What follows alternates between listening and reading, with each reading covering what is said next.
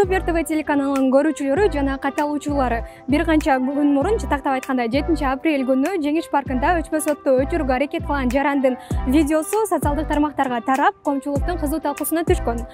Дал ушул күнү аны укук коргоо органдары кармап, 1 сааттын ичинде ага айыппул төлөткөн.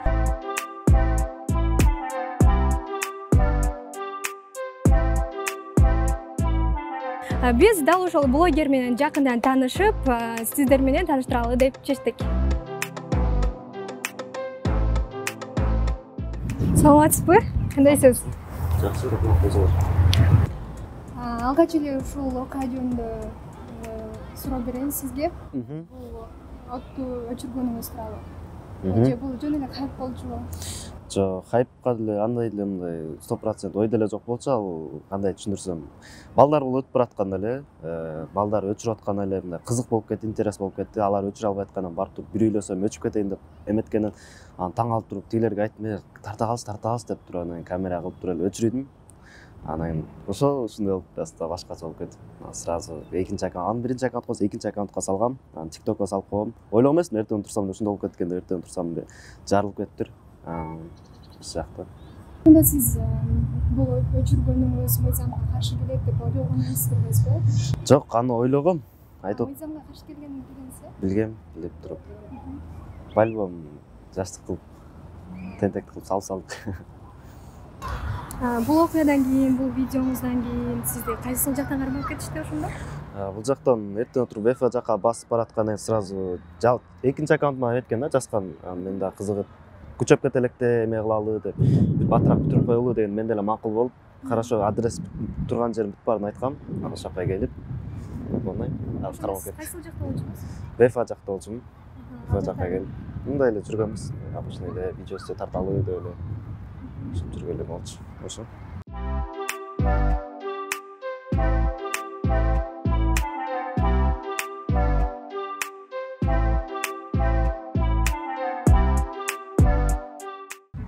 Сизди алып келгенден кийин ал жакта канча саат кармалдыңыз?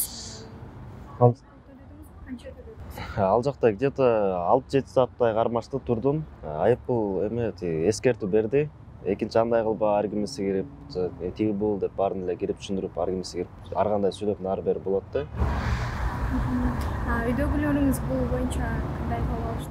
Үйдөгүлөрүм жакшы кабыл албайт экен, по-любому жаман болуп, ыйлагандар дагы болду, жаман көрүшүп, тиги бул экинчи андай кылба деп эме кылгандар болду.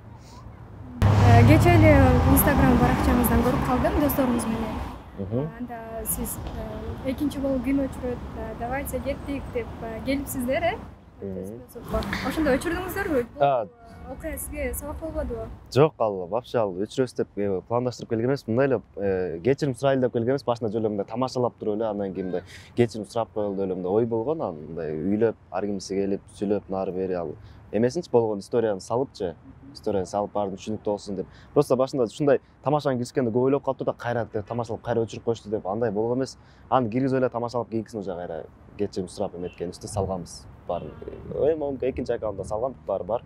Көрсөңөр түшүнөсүңөр да баарынча. Кечирим сураганга мындай окшош. Кечирим сурагандай болобуз да ошол. Ошондо сиз жалпы мындай элдерге кайрылуу катары кечирим сурадыңыз да, жаштык кылдым деп. Андай деле болду. Кечирим сурап нары бери, короче, тура эмес кылыптырмын деп. Азыр по-любому мындай жаңычтык бар эле кылат экен, 5 кол тең эмес, по-любому бирөөдө бир жаңычтык болот экен. Эми жакшы жакта эмес, жаман жактан таанып кеттим, бир аз жакшы келатып, жаман болуп кеттим. Мейли ал эстелик болуп калат экен, по-любому бул өчүр, тигил өчүр деп баары.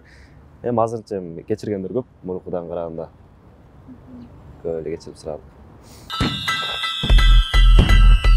Менде негизи ой болгон, жакшы жагыман таанылып, адамдарга бир аз таасирим тийсе экен, тигил бул деп. Анан ким билиптир, ошондой жаңылыштык болуп кетет экен деп. Бирок буюрса мындай жакшы пландар бар, жакшы ойлор бар. Бир аз да болсо элге мындай пайдам тийсе экен деген жакшы максат, ойлор бар ичинде. Келиңиз анда эми өзүңүз жөнүндө сүйлөшөлү. Өзүңүз канча жаштасыз? Учурда эмне менен алектенесиз? Өзүм 18 жаштамын. Азыркы учурда алектенген ошо блогер боюнча эле. Блогерге эле өзүм негизи окуйм, СТОдо окуйм. Азырынча онлайн болгонго, только ошо блогер боюнча эле нары бери видео тартып коюп эле жүрөбүз. Башка деле азыр кыла турган деле жумуш жок, ушулар эле. Канча бир туугансыз? Өзүм 2 бир тууганмын, байкем бар, 20 жашта. 2 бир тууганбыз. Мамам, папам төртөөбүз жашайбыз. Бул жакта деле өсүп чоңойсуз. Мен өзүм жок, өзүм негизи Нарында чоңойгом. Нарын Тогуз-Тороо эмесинде. Аяктан 4-класска чейин окуп, бул шаарга келдим. 5-класста пригородныйда окудум. 9 бүткөнгө чейин, андан кийин Исток колледжине тапшырып, ушактан азырынча ушул жакта окуп жатам. Азыр сиз блогермин деп жатпайсызбы? Ошондо TikTokто, Instagramда канча катталуучуңуз бар? TikTok'ta где-то 160, Instagram'da 140 000 подписчик бар. Кандай эмне болуп көтөрүлдү деген суроолор болсо, карантин болгон. Карантинде мен деле обычно балдар болуп PUBG ойноп эле үйдө жаткан бала болчумун. Карантинде баары булуп, эмне кылаарын билбей калган күн болуп калган чынында. Мен деле ошондой болуп TikTok тартып баштадым. Аны кызыккан эмесмин да, популярный болуп кетем, тигил болуп кетем деп үйдө жатып, күнүнө 1-2 видео тартып койчумун. Күндөн рекке чыгып, адамдар таанылып баштады. Анан кийин где-то 70 000 уже подписчик болуп калды. Ал кезде мен Mi Play'мен тартчумун, кайдан iPhone'го. Где-то 70 000 подписчик болуп баштагандан кийин мен Instagram ача эле түшүнчүмөсмүн. Акырынан Instagram'дан актив келе баштаптыр. Анан акырынан аякка стор салып, публикация салып атып, ушунча чейин келдим. Блогер болгонума где-то бир 2 ай болду. Instagram боюнча. TikTok'тон 1 жылга жетип калды да. Ошондо TikTok'тон көбүрөөк акча табасызбы же Instagram'дан? TikTok'тон акча таппайм. TikTok'тон билбейм, ким эле табат, эч ким таппайт болуш керек. Instagram'дан тапса болот. Реклама, GIF боюнча тапса болот, аяктан где-то айына десеңер GIF реклама 300 000, 200 000ге чейин тапса болот. Бирок ал акчалар эмне болуп кетип калган, кайра эле Instagram'га эле GIF-сифке кошулуп эле, нары бери кылып эле бар кетип калат. Кантип келип калганын билбейсиз. Ошондо реклама, эң алгачкы рекламаңыз кандай реклама болгон? Ар кандай кыла берем, мындай айырмасы жок. Биринчисинде сушига барган биринчи рекламамды анактан вайн тартып кылдым. Андан кийин обычный реклама, мындай магазин сайын бартер кылып реклама кылабыз азырынча. Аккаунту деле эми рекламанын түрү көп кандай реклама. Ушундай битбанды кылып кое беребиз. Алдыда кандай максаттарыңыз бар?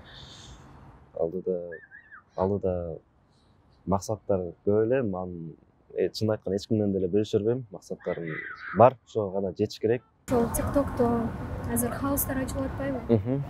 TikTok хаусту ачайын деген оюңуз барбы? Жок, кандай TikTok хаусту ачайын деген деле ой жок. TikTok хауска чакырып да көрбөп туруп, аяка барып калам деген деле ой жок. Менде чынында мындай өзүм эле кетип аткан убагым азыр билбейм эч. Эми барган сайын, подписчик көбөйгөн сайын эми ар качактан звоноктор келгендер көп болот экен. Эми хаус жөнүндө ойлонуп деле көрбөп турум, анан да убакыт көрсөтөт го, азырынча эмес. TikToker катары таанымалсыз да. Эмес андай экөөбүз TikTok тартабы? Ооба, мен где-то Нарынга, Жалал-Абадка, Ошко барып келип, только бир трендти тартып келгем. Ошо трендти тартсак болот.